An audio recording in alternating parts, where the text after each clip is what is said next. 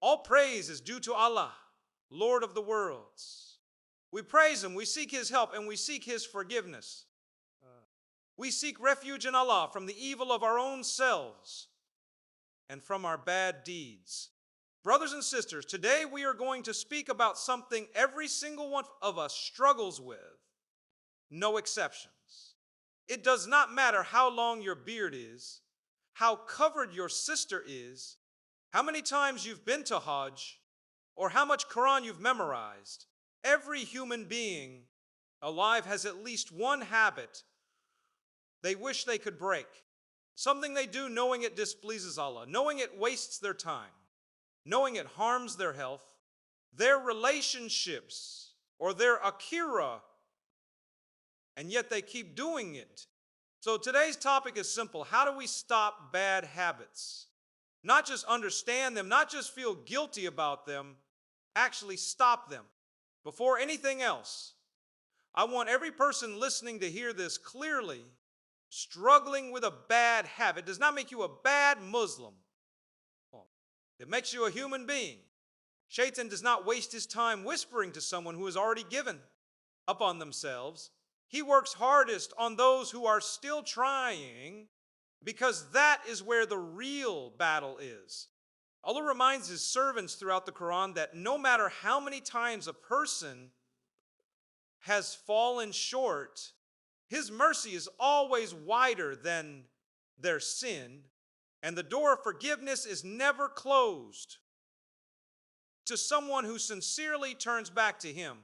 This is one of the most repeated messages in the entire Quran, because Allah knows how easily human beings fall into despair after repeated failure.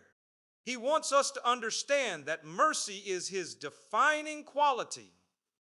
It is not something we have to earn perfectly before we're allowed to ask for it. This message was not revealed for angels.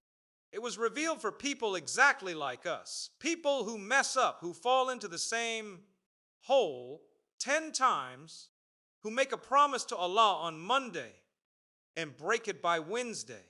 If you feel that your habit is too dirty, too repeated, or too embarrassing for Allah to forgive, that thought itself is a bigger problem than the habit. Never let shaitan convince you that your sin is bigger than Allah's mercy. So rule number 1, before we even talk about strategy, stop hating yourself. Self-hatred has never once cured a bad habit. It only convinces a person that since they're already a failure, they might as well continue. Real change begins with hope, not despair.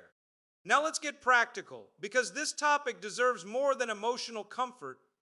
It deserves a plan. A habit is not a single decision, it is a loop. There is a trigger, a routine, and a reward. You feel bored, so you open your phone. You feel stressed, so you snap at someone. You feel lonely at night, so you fall into something haram. The habit is rarely random. It is your mind's way of solving a problem, even if the solution is a destructive. It's actually good news. It means bad habits are not some mysterious curse sitting on your soul that only a Rocky can remove. In most cases, they are a pattern your brain has learned, and anything learned can be unlearned with the help of Allah, the right method, and consistency. There's a well-known teaching from the Prophet about the value of small, regular deeds over large, irregular ones, that Allah loves actions that are done steadily, even if they're modest in size, more than actions done in bursts and then abandoned. This teaching is the foundation of everything I'm about to share with you. Allah is not asking for perfection overnight. He is asking for consistency in small, sustainable steps. A habit that took years to build will not disappear in a week, and that's completely normal. The goal is steady direction, not instant transformation. Before any technique works, your intention must be corrected. Ask yourself honestly, why do you want to quit this habit? Is it because your mother is nagging you? Because you're scared of getting caught? Because everyone else quit and you feel embarrassed? Or is it because you genuinely want to please Allah? There's a foundational principle in our tradition that every action is judged by the intention behind it.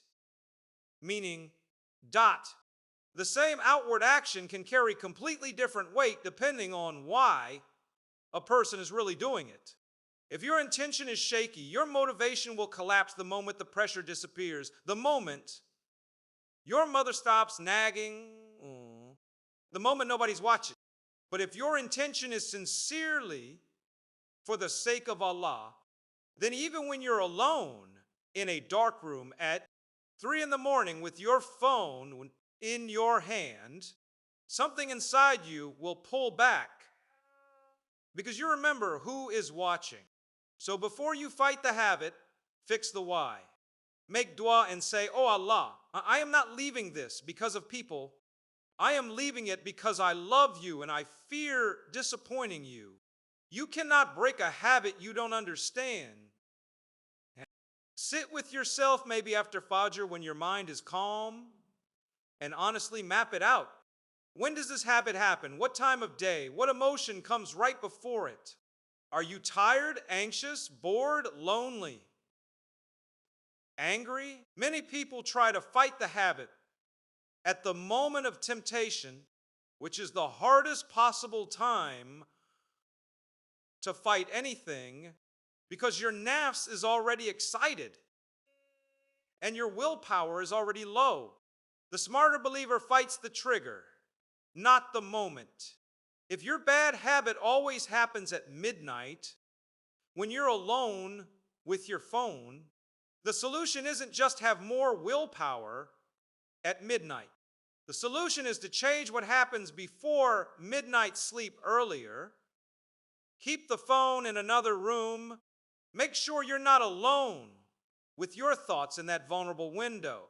There's a well-known piece of prophetic guidance about managing anger that a person who feels anger rising while standing should sit down, and if it persists while sitting, should lie down. The wisdom behind this is that changing your physical state and surroundings can interrupt a destructive emotional loop before it takes over completely. That same principle applies far beyond anger. Don't just rely on inner strength. Change your surroundings so that inner strength doesn't have to work so hard. Here is one of the biggest mistakes people make. They try to create a vacuum. They say, "I will stop watching that. I will stop scrolling. I will stop snapping at my spouse." But they don't put anything in its place. Nature abhors a vacuum, and so does the human soul. If you remove a habit without replacing it with something, boredom and emptiness will drag you right back. Think about how the prohibition of alcohol was handled historically in the early Muslim community. It didn't happen through one sudden command. It was introduced gradually in stages, allowing people's hearts and habits time to adjust before the final ruling came. And alongside removing something from their lives, the early Muslims were given something greater to fill that space: brotherhood, prayer, the sweetness of Iman, a new identity as believers. The lesson in that gradual approach is powerful. Real change usually needs a replacement to fill the space, not just a removal to create emptiness. So whatever you're trying to quit, ask, what am I going to do instead? If you're trying to stop wasting hours scrolling, replace it with a short walk, calling a family member, or opening the Quran app on the very same phone. If you're trying to stop the habit of complaining, replace it with the practice of saying Alhamdulillah out loud 3 times whenever you catch yourself. Fill the gap before the gap fills itself with something worse.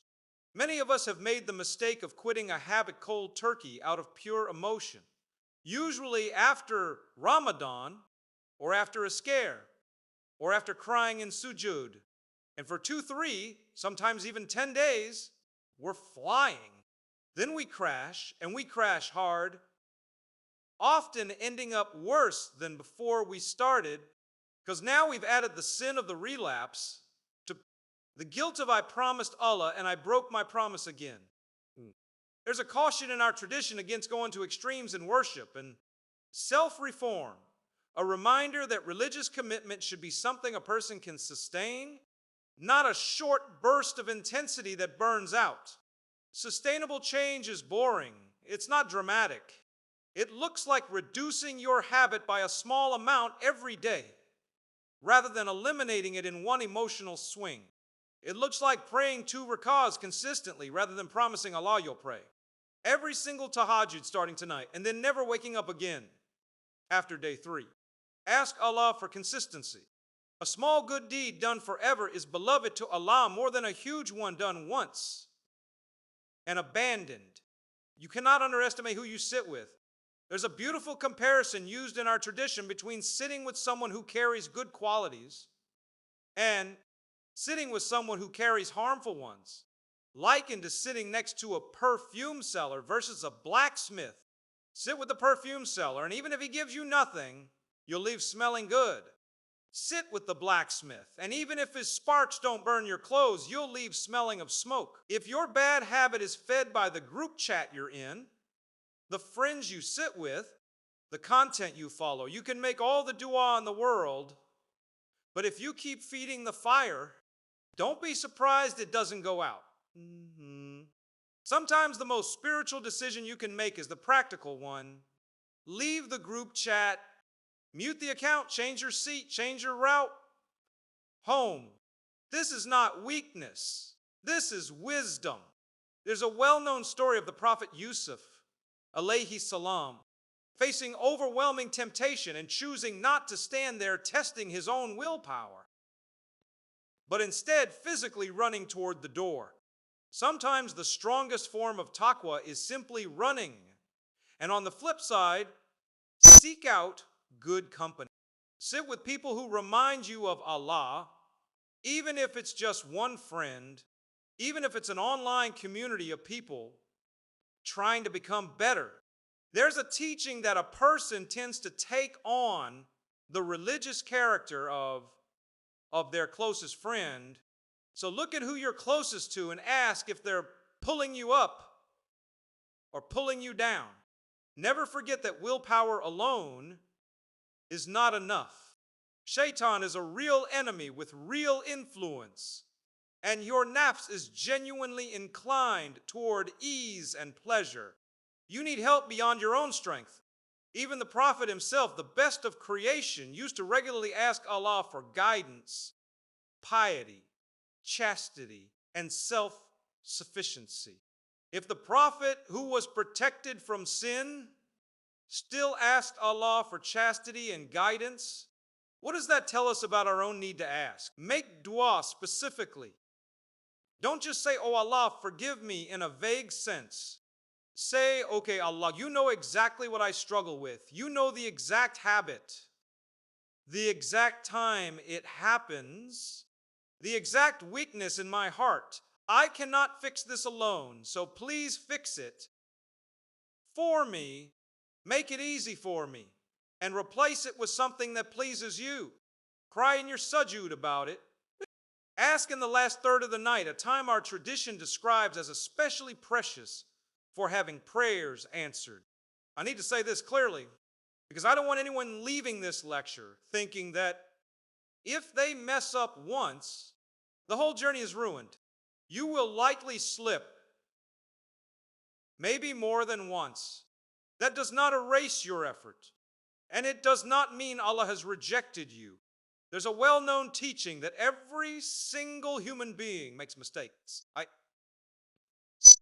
and that the best among those who err are the ones who consistently return and repent, not the ones who never fell in the first place. Notice the emphasis there. It's not on avoiding sin entirely, since that standard fits no ordinary person, but on what a person does immediately after they fall. But falling is part of the human condition. What separates the person who eventually breaks the habit from the person who stays stuck forever? is not the absence of falling. It's what they do the moment after they fall. If you slip, do not spiral into, well, I've ruined it now. Might as well continue for today. That single thought has destroyed more progress than the sin itself. Instead, the moment you slip, stop immediately, make wudu, pray 2 rakahs, and say astaghfirullah sincerely, and simply continue your journey from that exact point. Not from zero, and definitely not by punishing yourself into giving up completely. So let's summarize what we've covered, because I want this to be practical, not just emotional. First, fix your intention. Do this for Allah, not for people. Second, understand your triggers. Know when, where, and why the habit happens. Third, replace the habit with something beneficial. Don't just try to create an empty space. Fourth, aim for small, sustainable steps rather than dramatic, unsustainable ones. Fifth, guard your company, both who you avoid and who you seek out. Sixth, never neglect dua. This is a spiritual battle as much as a psychological one. And seventh, expect to fall sometimes and know exactly how to get back up without spiraling into despair. Allah is not waiting for you to be perfect before He helps you. He is waiting for you to strive sincerely, and He has promised to guide you the rest of the way. Whatever habit you came into this lecture struggling with, I want you to make a promise right now. Not to me, not to your family, but to Allah. Not a promise of perfection, but a promise of effort. Say to Him, "O Allah, I am weak, but You are strong. I am often forgetful, but You are ever watchful. Help me take even one small step today, and I trust that You will carry me the rest of the way." May Allah free every single one of us from whatever chains are holding us back, whether it's laziness in prayer, anger, arrogance, addiction, backbiting, or anything else in the private corners of our hearts that only He and we know about. May He replace our weaknesses with strength, our bad habits with good ones, and may He make the path of returning to Him the easiest and sweetest path we ever walk. Barakallahu fikum.